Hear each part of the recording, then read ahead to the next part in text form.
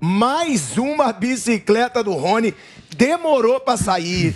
Ele tentava. Quando ele fez, todo mundo repercutiu.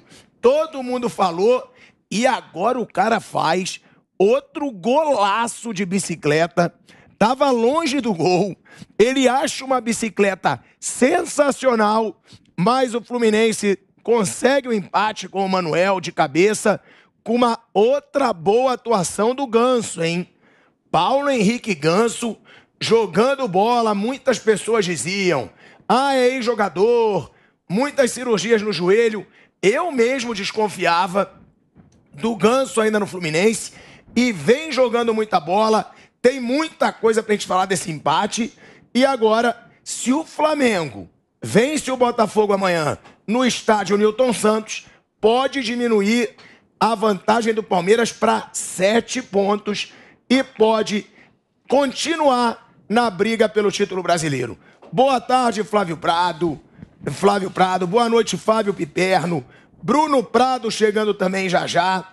O que falar dessa partida? E outra, pro Fluminense não é um bom resultado. Já que empatou em casa, se vencesse, diminuiria para 5 pontos a diferença pro líder Palmeiras. Mas e pro Palmeiras, Piperno? É um bom resultado esse empate no Maracanã?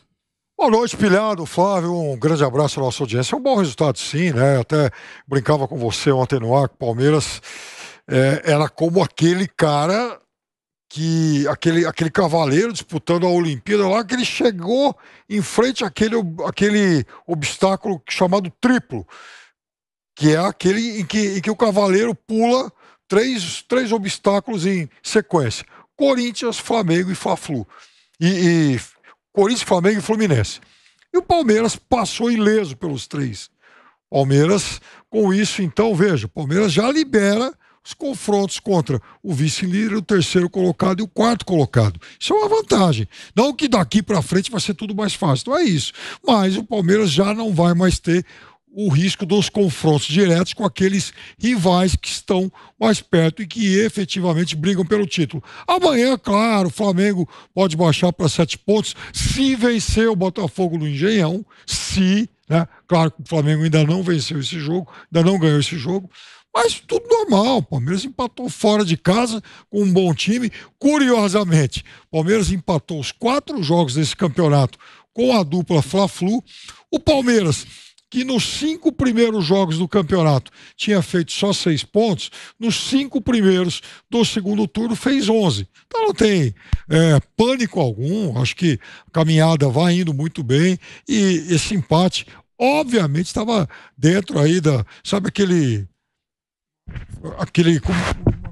Excel que os técnicos olha, esse jogo aqui eu planejo 3, naquele lá 1, esse aqui acho que a gente perde e tal. Certamente no Excel lá do professor Abel, a previsão para esse jogo era de um empate de bom tamanho. E para deixar claro também, né, Flávio Prado, uma boa atuação dos dois times. O Palmeiras foi bem no primeiro tempo, ditando o ritmo do jogo. Fluminense tentando sempre ser ofensivo. O Fluminense do Fernando Diniz, ele não amarela para ninguém.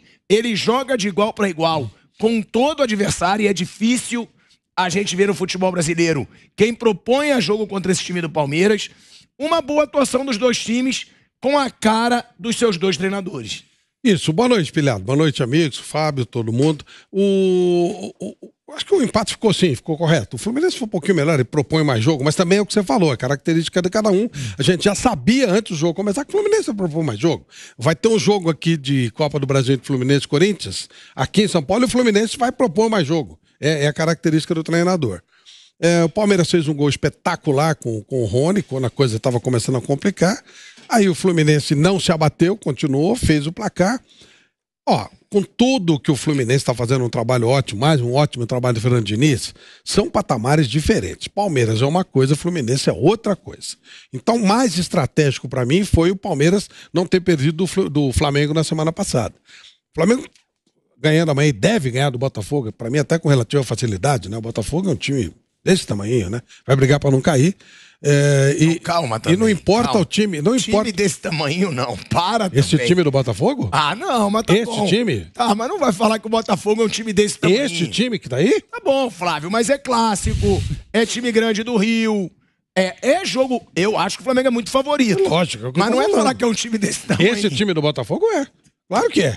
Não é? O Garrincha não joga mais, o Newton Santos não joga mais. O Newton Santos vai estar lá com o estádio, né? O nome do estádio. Não dá nem pra comparar o time com o outro. Então, dentro de olha, só se der uma zebra muito grande, o Flamengo não ganhará o jogo. E nem sei que time o Flamengo vai colocar. Se botar o time reserva, ele continua sendo muito favorito. Deve ir com esse time reserva. E O tá Flamengo ótimo. deve ir com Tá, o time sobra, reserva. dá e sobra.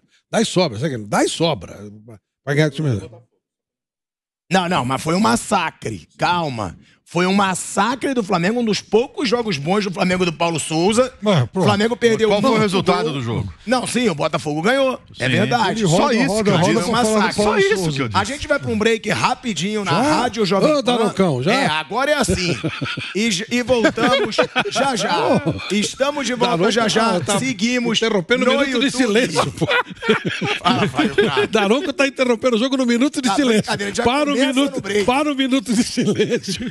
Aí faz um comercial e Vocês volta com o minuto de silêncio. alguém citou Pelo o amor Paulo de Deus. Souza, Parou no- pronto, eu Parou no hino protesto. nacional o jogo, pô. Nossa Senhora. Então, o Flamengo vai a 7 pontos. Nós estamos com 24 rodadas, quer dizer, lógico que dá para mudar essa situação. Claro que dá, mas se olhando o Palmeiras, pragmaticamente, quando o Pepe chegou aqui, ele fez uma observação bem interessante e aí sim a gente amplia um pouco mais a discussão.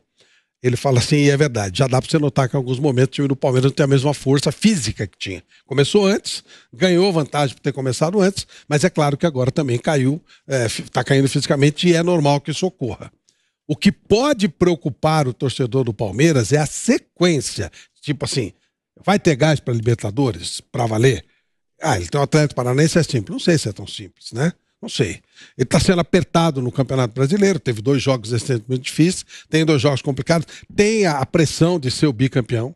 Né? Então eu vejo o Flamengo nesse momento, e está todo mundo imaginando uma final Flamengo e Palmeiras. Pode até ser Atlético Paranaense e Vélez, mas o normal seria isso aí. E eu acho que o Flamengo, nesse caso, fazendo uma projeção muito longa, chegaria melhor. Nesse aspecto, sim. Acho que o Flamengo está jogando melhor que o Palmeiras nesse momento. Mas com relação ao Campeonato Brasileiro, mesmo com o Flamengo jogando melhor, acho muito difícil qualquer mudança que não seja o Palmeiras campeão brasileiro. E sobre o time do Fluminense, no final do jogo o Fluminense conseguiu incomodar o Palmeiras, o que não é fácil. Teve 2 bolas na trave ali no final, uma do Cano, que eu até acho que estava impedido, se a bola entrasse ia pro VAR ali, eu até acho que estava impedido, e uma do Ganso, né? O cruzamento da direita, o Ganso desvia e vai na trave. Então o Fluminense... Eu gosto muito do Fernando Diniz, assim, pela coragem dele. Assim, é um cara que ele vai pra cima, ele joga, dá certo, dá errado, ok, beleza, faz parte. Mas ele foi pra cima do Palmeiras no segundo tempo. Tentou, buscou até o fim. Meteu 2 bolas na trave do Palmeiras. O time dele não estava bem no jogo, foi crescendo. A entrada do Natan melhorou bastante o time do Fluminense. Acho que foi uma boa mudança quando ele tira o Matheus Martins e bota o Natan. É o que a gente falou, né, Bruno? O Fluminense do Diniz não tem medo de ninguém. Não, ele vai. Ele joga o jogo dele contra quem for. Eu acho isso muito bom. Teve até naquela semana que teve Flamengo e Atlético Paranaense, o Mauro César, ele entrou muito nesse debate, né, da maneira de jogar do Atlético. E o Felipão tem a sua maneira, e ali eu concordo com ele que o Atlético não se defendeu bem, esse é o ponto. Claro que o Felipão ia se defender lá, mas não se defendeu bem. O Flamengo chutou um monte de bola no gol, ali foi mais erro dos jogadores do Flamengo e um pouco de sorte do Atlético para aquele jogo ficar 0-0. Mas ali teve até um debate aqui que eu participei, depois até conversei com o Mauro depois do programa, que às vezes a gente vê um time jogar reativo e considera, não, é assim, normal, e beleza, pode jogar. Quando um time tenta ousar um pouco mais, e o Diniz tomou muita porrada por isso, a gente acha estranho. A gente acha que o normal é jogar reativo. Aí quando o cara tenta ousar, a gente critica muito mais o cara que tenta ousar do que o cara que faz o básico e não tenta fazer nada de diferente. Aí não falo nem do Felipão, falo no geral. O Felipão é um treinador histórico, não é em relação a ele o negócio, é em relação ao geral, a maneira. Quando o cara tenta fazer algo diferente, parece que ele tem obrigação de ganhar. Já que você tá querendo ser o inventor de tudo, você tem que ganhar. Se você não ganhar, você não presta. Então eu acho muito legal que vá pra cima, que tente, e quase conseguiu ganhar o jogo. E o Fluminense, nos últimos 18 jogos, perdeu só 1. Juntando a Copa do Brasil e Brasileiro. Tem alguns empates, contra o Corinthians acabou sendo um mau resultado, mas de 18 jogos, perdeu 1. Foi 3-0 pro Inter lá em Porto Alegre. Então o time tá muito bem. O Pilhado, duas informações. Primeiro, o Jorginho foi demitido no Atlético Goianiense agora. Agora tá resolvido o problema. Agora o Atlético Goianiense vai voar. O problema era o técnico. Tá bom. Perdeu do Goiás, né? Agora tá. Perdeu o clássico. Isso. E então tá demitido o Jorginho. E estão jogando nesse momento Ceará e Atlético Paranaense. 0-0, joga no Ceará. Se o Ceará ganhar, ele vai subindo aquele bolo ali na zona de rebaixamento. E se o Atlético Paranaense ganhar, ele vira o domingo na frente do Flamengo, né? Que aí o Flamengo jogando amanhã e passa. Atlético com o time inteiro reserva. Isso. O Bruno falou um negócio sobre aquela história do 0-0 entre Flamengo e Atlético Paranaense lá no Maracanã. E vou chegar no Palmeiras. Porque, de fato, aquele dia muita gente elogiou. Puxa vida, o Filipão conseguiu fechar o time e tal. E realmente não foi nada disso. O Flamengo finalizou 20 e tantas vezes. O Atlético Paranaense ganhou do Palmeiras em São Paulo. É um dos 4 únicos times que venceram o Palmeiras nos últimos 9 meses. São Paulo ganhou 2 vezes. E o Atlético naquele dia se fechou e o Palmeiras finalizou 35 vezes. E não fez nenhum gol. O Atlético venceu o Palmeiras por 2-0. Eu acho que vai ser um confronto muito difícil, muito complicado. Mas eu tenho uma diferença do Atlético do Flamengo no Maracanã com esse Atlético do Palmeiras. Ele foi muito atacado mesmo, mas o Atlético tinha jogadas de ataque também. Ele tinha solução de contra-ataque. Principalmente ofensiva. O Vitor Roque, né? Exato. Jogando e tal, né? E esse moleque é muito diferente. Então, essas coisas podem acontecer. E eu não gosto desse estilo, às vezes dá certo e tal. Mas, assim, o futebol você tem que correr risco. E é por isso que eu brinco que eu nunca fui, assim, um fã incorrigível do Diniz, embora veja muitas qualidades em alguns trabalhos dele. Mas eu acho que o Diniz, ele é uma espécie de Gasperini brasileiro, técnico da Atalanta, que pegou um time médio e levou esse time para Champions em 4 temporadas seguidas. E pegou o time grandão, feito o Milan, ganhou de 5, 6... ganhou de 3, 4, 5 da Lazio, ganhou de um monte de time grande. Toma lá uma goleada de vez em quando e tal. Mas terminou, enfim, acho que umas 2 temporadas atrás, terminou o campeonato italiano, que é muito difícil. Acho que é onde mais tem zagueiro bom no mundo, com quase 100 gols marcados. Então, a gente também gosta de futebol por conta desse tipo de coisa. Eu acho que, por exemplo, às vezes falta melhorar algum posicionamento defensivo, embora isso eu acho que ele tenha evoluído muito nisso aí também, mas independentemente disso, é um daqueles caras que armam times que fazem a gente prestar atenção, a gente gostar de futebol. Agora, eu concordo com o Bruno, Palmeiras, Atlético Paranaense, o que vai ser? Quer dizer, provavelmente um jogo muito fechado, né? O Palmeiras pragmático, o Atlético cauteloso e tal, não deve ser lá o confronto assim, né? Mais agradável do mundo. Nervoso, tenso, claro, sem dúvida. É um jogo semifinal de Libertadores. Agora, jogo bom.